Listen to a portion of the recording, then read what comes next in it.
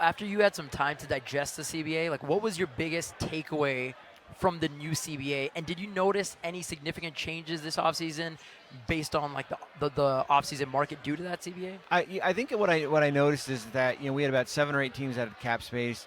Certainly Houston went out and spent, and a lot of the other teams went out and rented. I call it cap space. You saw teams.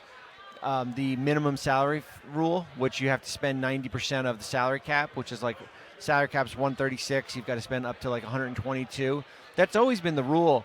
What's different this year is that if you don't spend that by the first day of the regular season, then you're not getting 50% of the tax distribution. The following year, you're not getting any amount. So if this was a year ago, San Antonio would have lost out on $15 million.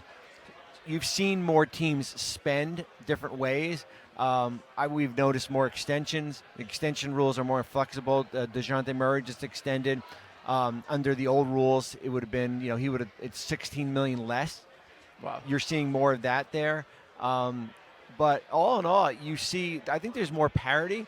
You see teams like Miami forced to, you can keep Gabe Vincent and Max Strus, but you're going to pay a significant penalty.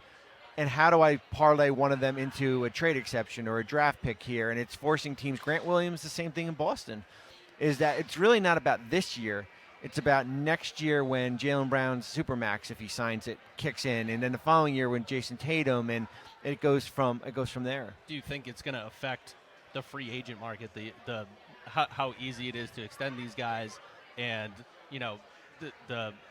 the flexibility in that area? It seems like there's going to be almost no free agent market anymore. I don't think we'll ever see a time when 2019 Kyrie and Kevin Durant go and sign in Brooklyn. I would be stunned if we ever get to that point, because Adrian Wojnarowski made a good point. He said it's kind of like the transfer portal. Yeah, right. You extend, get your money, and then in 2 years from now, if things aren't going well, both sides can go in a different direction here, and we'll still have free agency. But I always say the best way to, or the smart way to build a roster is, go through the draft, go through the trade market, and then use free agency here, because sometimes when you've got $60 million burning in your pocket, you make some wrong decisions here that will come and cost you.